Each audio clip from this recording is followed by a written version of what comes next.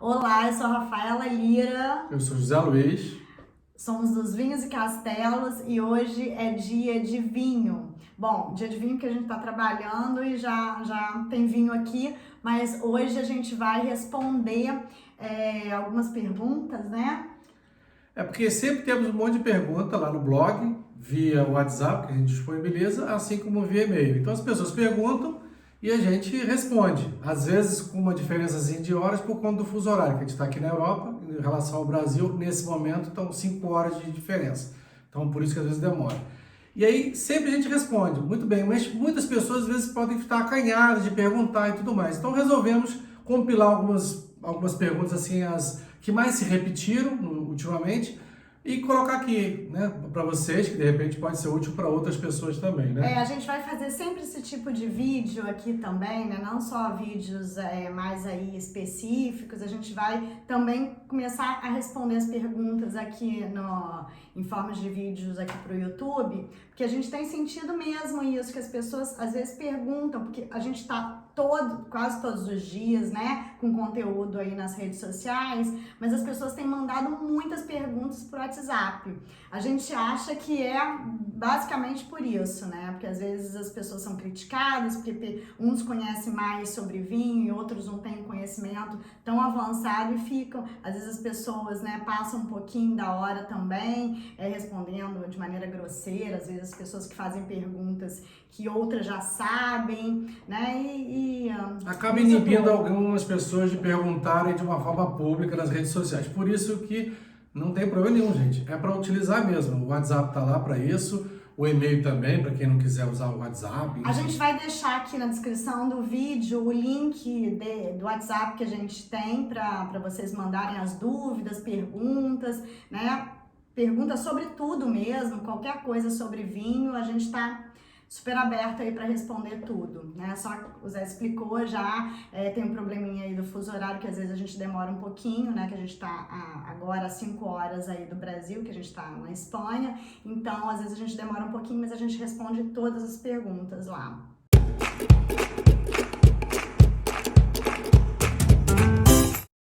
Então vamos lá, vamos ver o que o povo tá perguntando. Eu não vou botar o nome das pessoas, não, até porque na verdade a pergunta às vezes se repete, né? Então vamos lá começar por essa daqui. Por que um vinho serve para envelhecer e outros não? Bom, o vinho, né, tem vinhos jovens que são feitos para ser consumidos jovens aí entre 2 até 4 anos, 5 em média, pode ser considerado vinho jovem. Esses vinhos, o que acontece? Os produtores mesmo, né, quem produz esses vinhos já fazem esses vinhos aí com o intuito para eles serem consumidos jovens, que é a maioria dos vinhos que está disponibilizado no mercado e tudo. E tem vinhos que são feitos para envelhecerem, né? Porque eles vão ter algumas substâncias, né? Vai depender da uva, da variedade da uva, da vinificação que ele teve, do processo de envelhecimento deles na bodega, na vinícola, né? Até eles saírem para o mercado. Eles são feitos, são elaborados aí com o propósito de envelhecerem. Quanto tempo vai poder um vinho envelhecer? Aí já é outra questão, né, que a gente vai ter que aprofundar mais. Mas a pergunta foi mesmo Por que um vinho serve para envelhecer e outros não? Exatamente por isso. O tipo de elaboração desse vinho, né, que determina se ele é um vinho para ser consumido jovem ou ele pode ser guardado por um tempo, que ele vai evolucionando em garrafa. Esse que é o propósito dos vinhos de guarda, né, que são feitos para desenvolverem, né, evolucionarem na garrafa, desenvolvendo outros aromas, outros sabores ali com o tempo. Então ele precisa desse tempo para ele poder entregar ali tudo que ele, né, que ele é capaz, e é isso. E assim, eu como consumidor, que eu tenho certeza que essa pergunta não está aqui, mas eu estou complementando, porque é assim mesmo a ideia, é um bate-papo informal, porque espero que vocês estejam se identificando com essas perguntas. Beleza, mas como é que eu como consumidor vou saber que esse vinho aqui, por exemplo, que não é nem o caso, mas enfim, ele serve ou não serve para eu guardá-lo? Normalmente, eu como consumidor, que já aprendi um pouquinho só acompanhando a Rafa aqui e tal, eu fico só na parte técnica e administrativa, mas assim, muita coisa a gente acaba aprendendo, né? Ela que é enóloga, então a gente vai aprendendo alguma coisa com ela. Bom, o que eu consegui entender? Bom, os vinhos de reserva, os grãos reserva, normalmente esses vinhos são feitos para uma guarda. E existem outras nomenclaturas também, obviamente, não é isso? Dependendo da região produtora, do país, né, tem aí as nomenclaturas que eles dão para vinhos que passaram. Isso que você falou de reserva, grão reserva, por exemplo, aqui na Espanha, quando tem essa criança ou reserva e grão reserva, quando tem essas palavrinhas aí no rótulo, quer dizer que aquele vinho passou um tempo, né, envelhecendo em barricas de madeira, né, e outro tempo em garrafa antes deles serem comercializados, né? Aí cada um vai ter um tempo aí específico né, de que passa aí na bodega, na vinícola, antes deles serem liberados aí para o comércio. Então é isso aí. Você perguntou... Aí nesse vinho eu posso ainda guardar mais um pouquinho em casa ou não? Tem que consumir logo? Pode guardar. Geralmente são vinhos que podem ser envelhecidos. Agora, a questão, né, que eu acho que é a maior dúvida das pessoas é quanto tempo o vinho pode ser guardado. Bom, se a gente pegou aqui, por exemplo, esse vinho que a gente tá aqui é um Sancerre 2018. Se eu compro ele agora em 2021, quer dizer, a safra é 2018, quer dizer, o ano da colheita, né, das uvas que foram usadas para se elaborar aquele vinho foi do ano de 2018. Como é que eu sei se esse vinho pode ou não ser envelhecido? Nem a gente sabe, né? O produtor é que vai definir se aquele vinho vai ser ou não de guarda. Então aí você tem que pesquisar mesmo se o vinho vai poder ser guardado ou perguntando pro sommelier que te atende aí na loja de vinhos, no supermercado onde você compra eles. Se você compra online, né, faça esse tipo de pergunta, se acostume a fazer esse vinho, quanto tempo? Porque isso está na ficha técnica, vem na ficha técnica do vinho. A gente não sabe realmente se aquele vinho é um vinho jovem, claro que com costume, né, acostumando, a gente já está acostumado a trabalhar com vinho, a gente já sabe que alguns rótulos a gente já conhece, já sabe que aquele vinho é para ser consumido jovens e outros não. Agora, normalmente, é perguntando mesmo que a gente vai saber, porque, né, o produtor é que realmente sabe se aquele vinho ele fez aquele vinho, elaborou aquele vinho para ser consumido jovem ou para um vinho que aguenta e que vai aguentar um tempo aí em garrafa, evoluindo em garrafa.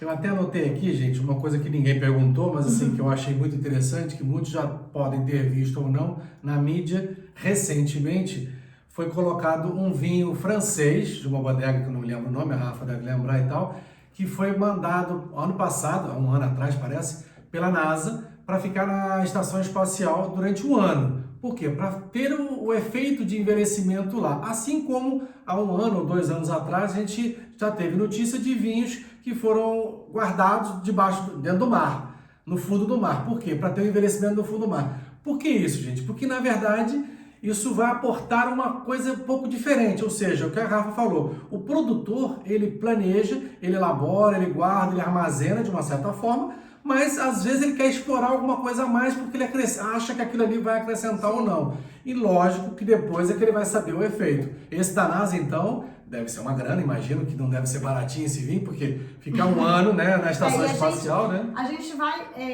na verdade, a gente que trabalha com vinho e todo mundo que se interessa aí pelo mundo do vinho, a gente está cada vez descobrindo, né? Por mais que a gente estude, que a gente trabalhe com isso, a gente está cada dia é uma descoberta nova de alguma coisa, de algum tipo de produtor, um produtor que está fazendo alguma coisa diferente, de uma vinificação diferente.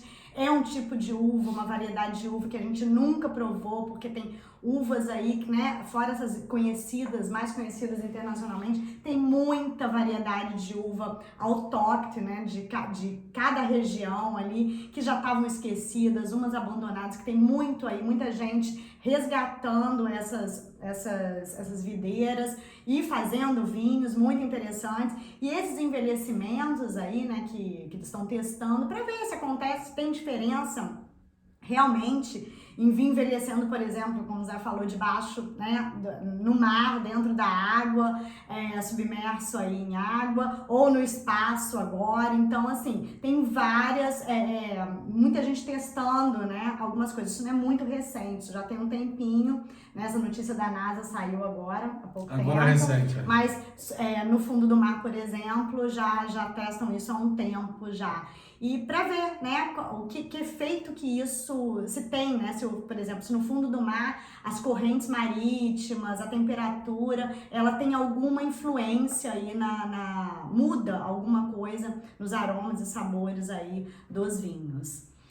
Bom, mas isso é só para curiosidade mesmo, porque é assunto para outros vídeos. A gente acaba, né, entrando em outros assuntos, mas vamos lá, mais pergunta aí. Bom, aqui, aí, seguindo na linha que eu falei, esse vinho deve ser caro, esse da NASA, esse que foi levado pela NASA lá para a Estação Espacial, e uma pergunta que eu acho que tem tudo a ver aqui, só os vinhos caros é que são os bons?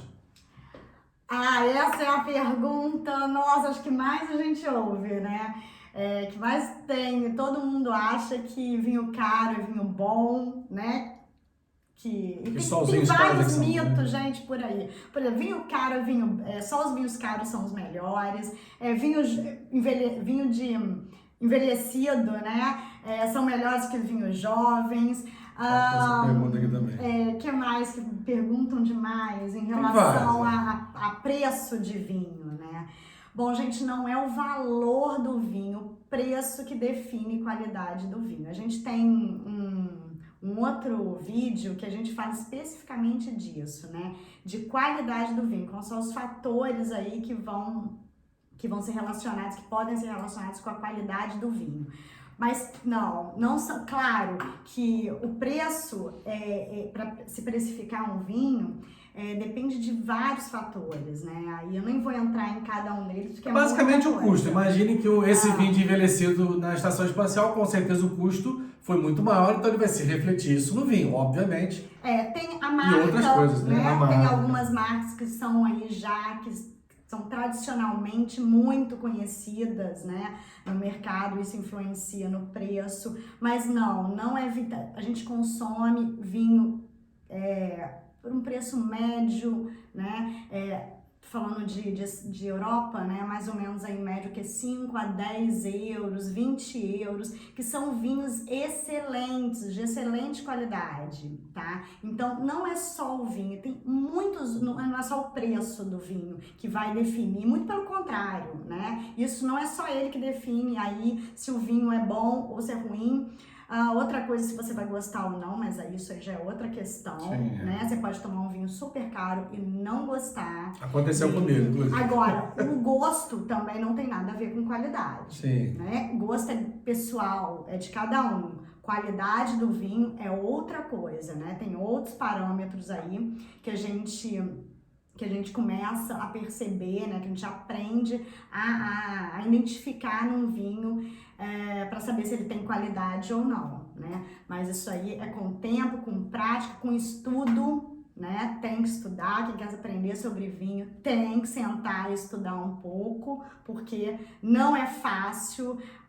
É complicado? Acho que isso é outra pergunta, né? Mas respondi? Respondeu. Bom, a outra pergunta aqui, senão a gente também, esse vídeo vai ficar gigantesco. E as perguntas, gente, uma coisa vai levando a outra, né? Então, mas eu acho que respondi.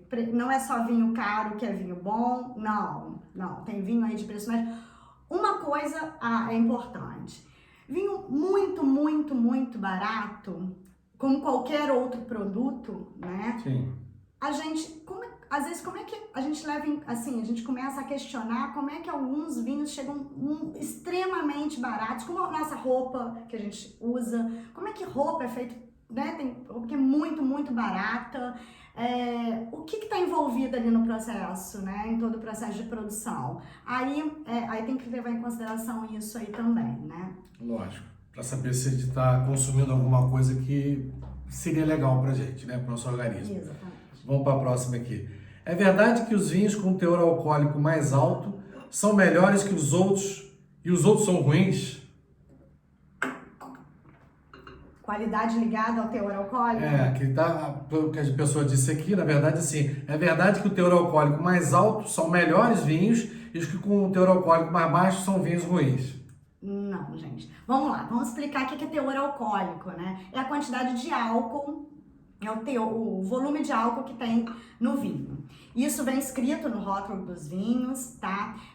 A gente também tem outro vídeo que a gente fala de o corpo do vinho, né? Que é o teor alcoólico, então depois confere, vou deixar aqui no link também, na descrição o link desse vídeo para você saber o que é e como a gente classifica, né, esse teor alcoólico. Bom, que acontece? Como é que né, o vinho tem, como é que aparece o álcool aí no vinho? Durante a fermentação, aí a quantidade de né, os açúcares, eles vão ser transformados em álcool pelas leveduras, né? Isso é fermentação alcoólica. Só um complementozinho, que tem uma pergunta aqui que você já falou de açúcar aí. Esse açúcar é o açúcar tipo açúcar união que a gente compra aí no mercado? Não é açúcar adicionado, é o açúcar próprio da uva, né? A uva é um fruto que vai amadurecendo e como qualquer outra fruta, o que acontece? Ela tem muita acidez no início, né? Ela é bem ácida, fruta verde, né? A fruta não madura é muito ácida, então tem muito ácido e pouco açúcar. À medida que ela vai ali amadurecendo, qualquer fruta, a gente vai ter mais concentração de açúcar. Então, é isso que vai definir o teor alcoólico. Quanto maior a concentração de açúcar na uva, e o que faz a uva ter mais açúcar, né? O clima, o terroir, né? O clima da região, regiões mais quentes, geralmente a uva tem um amadurecimento maior, né? Então vai concentrar mais açúcar e, consequentemente, vai concentrar álcool aí no vinho. E tem regiões mais frias onde acontece, né? Onde é meio que o contrário. Ela mantém mais acidez do que açúcar. Em regiões frias, a acidez do vinho vai ser um pouco maior que a concentração de açúcar. Tá dando para entender? Sim, mas vamos completar só se é melhor ou não. Então, o que acontece? Isso não é qualidade, não tem nada a ver com qualidade também do vinho, tá? Teor alcoólico não é fator determinante de qualidade para um vinho. Isso vai depender da região, né, que aquela uva foi cultivada. Tem regiões frias e regiões mais quentes. Então, isso aí é que vai definir a quantidade de açúcar que vai ter naquela uva, né, o amadurecimento dessa uva e, consequentemente, a quantidade de álcool que vai ter. Isso não é fator de qualidade, tá? E tem um detalhe, tem gente que gosta do teor alcoólico mais alto, tem gente que gosta do teor alcoólico mais baixo. Sim. Então, influencia também a questão do gosto de cada um. O gosto pessoal. Outro detalhe que eu não sei se cabe, mas eu tenho que colocar aqui, acabo aprendendo aqui e tal. Normalmente, os vinhos brancos são um teor alcoólico mais baixo e os vinhos tintos são um teor alcoólico mais alto, não é isso? Não necessariamente. Normalmente, né? Não necessariamente, porque depende. Se você tem uma uva branca cultivada em uma região quente, ela vai ter também, pode ter 13, 14 de álcool. Depende do amadurecimento mesmo, depende de onde ela tá, de onde ela foi cultivada. Se uma uva branca, né, é cultivada em regiões quentes, ela vai ter um teor... Vamos pegar aí uma Riesling, por exemplo.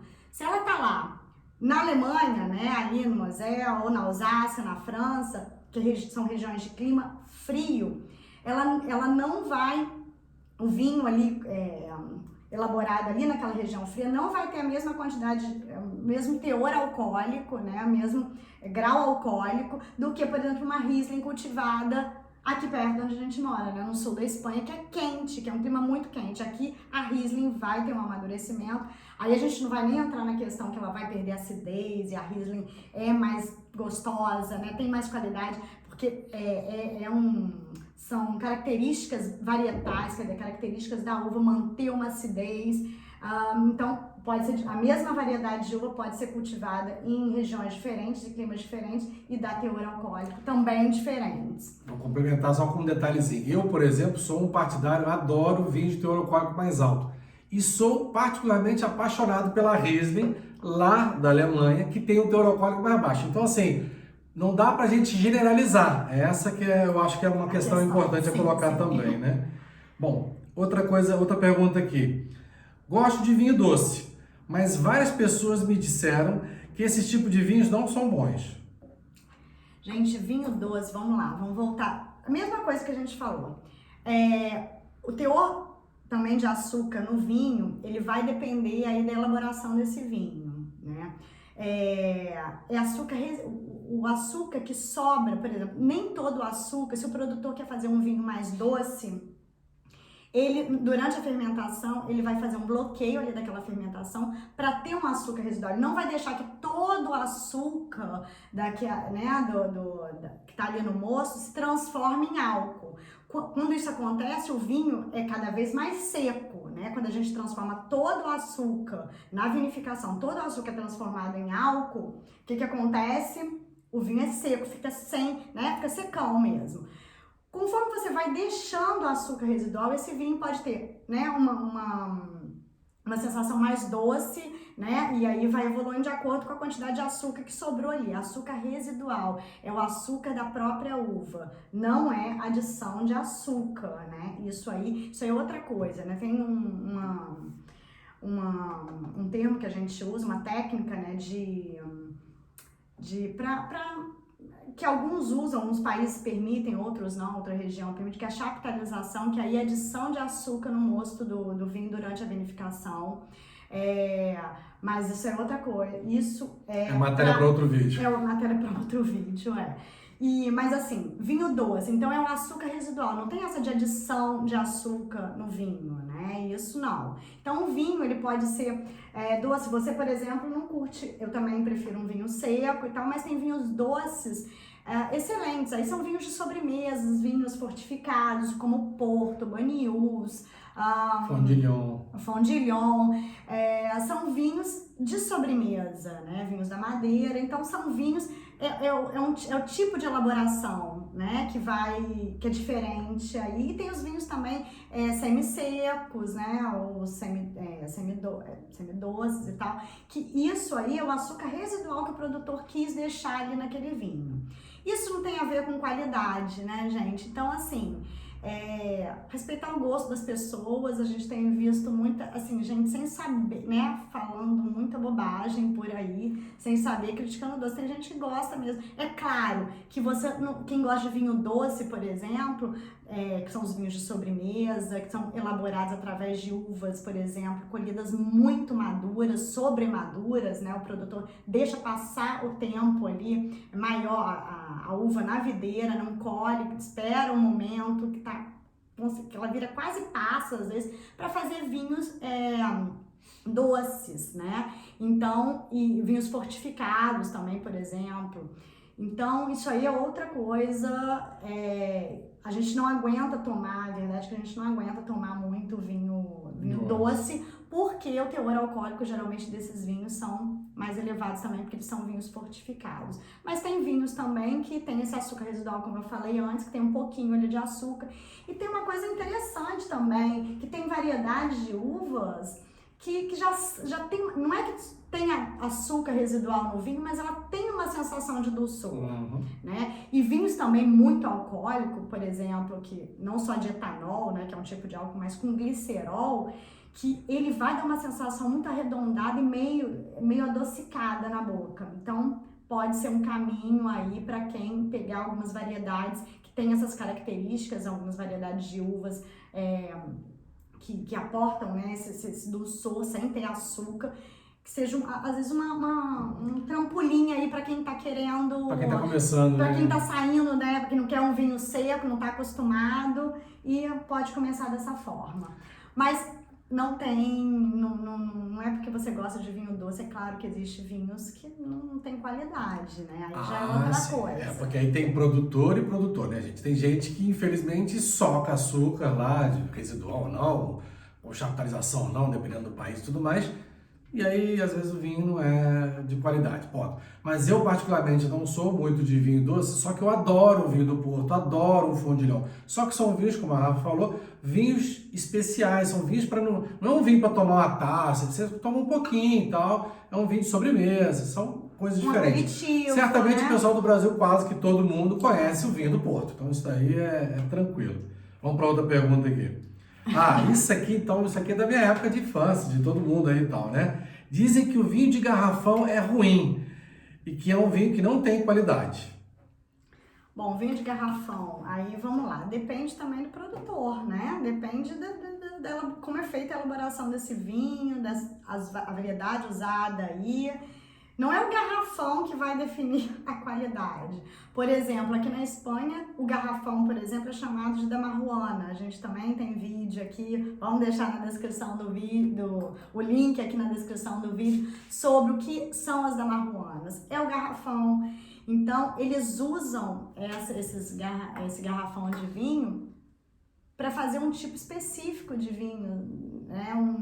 Para fazer um envelhecimento de vinho, por exemplo, no sol, no tempo. Então eles usam ali porque eles querem que ocorra ali uma oxidação diferente, querem fazer um vinho com outro estilo, né? Um outro estilo de vinho, e isso também não tem nada a ver com qualidade. Agora, tem a granel também, né? Às vezes acontece, né? Exatamente. O pequeno produtor que não vai comprar garrafinha em garrafa, ele vende a granel, né? No garrafão. Isso era usado muito antigamente. Aqui na Europa, as pessoas consomem, né? Tem muito hábito, sempre tiveram de consumir o vinho durante a alimentação, durante, né, as refeições. Então, às vezes, eles compravam mesmo o vinho, iam lá comprar granel e levavam ali seus damarruanos, seus garrafões, que era mais econômico, eles consumiam vinho rápido. Tem nada a ver com qualidade, isso aí. É claro que, bom, vou explicar uma coisinha aqui, né, que às vezes tem gente que pergunta. A minha formação, ela foi aqui na Espanha, né, ela é daqui da Espanha, minha formação em enologia. Então, o que acontece é que às vezes a gente, né, o que acontece no Brasil, vinhos, por exemplo, esses dias eu ouvi uma coisa que eu não sabia o que era exatamente, que era os vinhos colonial. O que é vinho colonial? Claro que a gente foi pesquisar, agora a gente sabe o que é vinho colonial, muito usado nesse termo no sul aí do Brasil. Mas os vinhos de garrafão no Brasil tem uma diferença, né, de qualidade. Aí, gente, é o produtor, né, não o garrafão em si. Né? Acho que deu para entender. Deu. É o produtor aí do que, né? Faz vinho de qualidade ou não, a variedade de uva que eles usam aí para vinificar, como eles vinificam, e um montão de outras coisas aí que definem qualidade. Não é só o invase, né? A garrafa, o garrafão em si. Gente, tem mais umas 3 perguntas aqui ainda que eu tinha selecionado, mas assim, vou fazer mais uma só. Umazinha. Não, essa aqui eu acho que é importante colocar e tal. Mas assim, todas são, gente, lógico. Mas assim, essa aqui eu tinha selecionado algumas, mas vamos ficar algumas sem responder. A gente vai fazer outros vídeos desses, assim, que eu acho que... Perguntas, né, gente? Quem quiser perguntar e deixar na descrição, muito bem.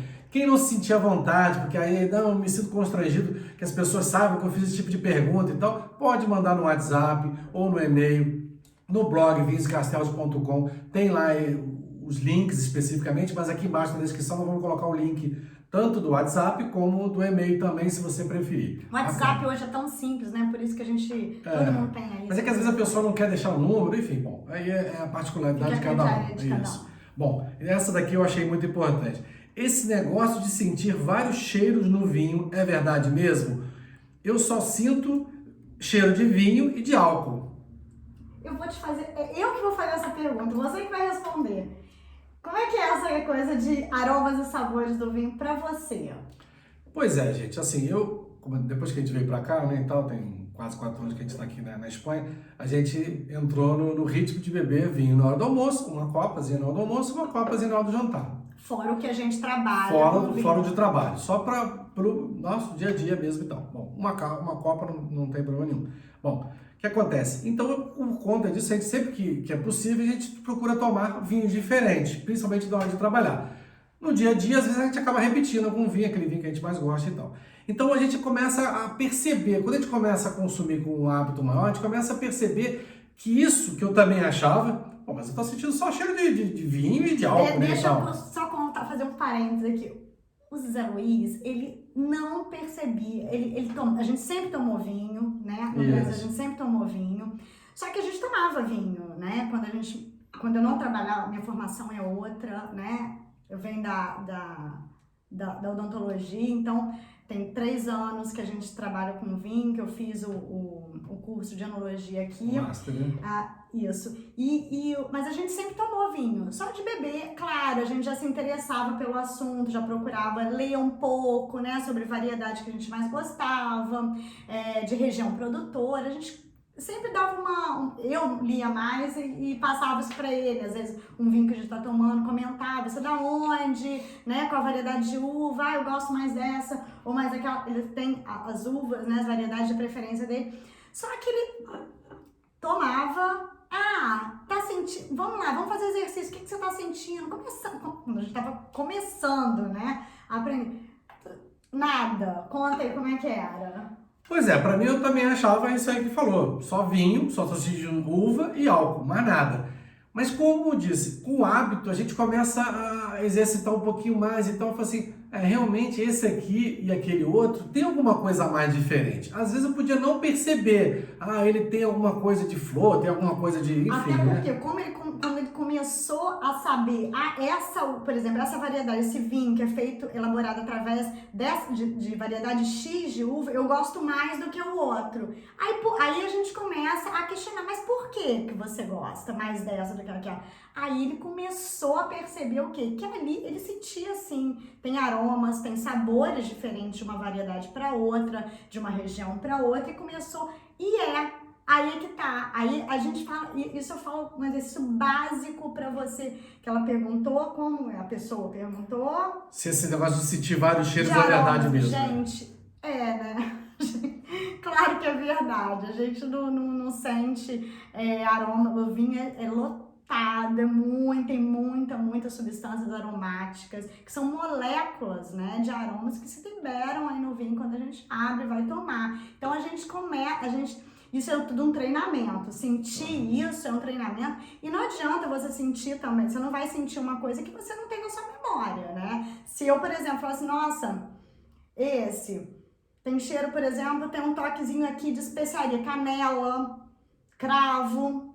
Se eu nunca cheirei canela na minha vida, nem um cravo, nem uma fruta, um damasco, uma amora, eu não vou conseguir expressar isso. Eu vou sentir diferença, a gente vai sentir. E o Zé Luiz é muito disso, né? Como ele não se liga muito nesse negócio de fruta, nomes das frutas, ele é difícil pra ele isso, tá? E alimento também, né? Conta aí, fala. Gente, tem um negócio que eu achei engraçado há um tempo atrás, a gente até falou isso num vídeo, se não me falha a memória, de um vinho particularmente.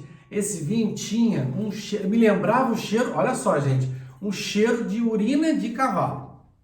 E realmente, quando você vai olhar a ficha técnica do produtor... Não tá ali. Não tá nada ali. Mas assim, o relato das pessoas... Mas aí eu fui explicando pra ele, era uma Sauvignon Blanc, né? E pode ter esse cheiro, pode lembrar, lembrava ali, sim, tinha e tal.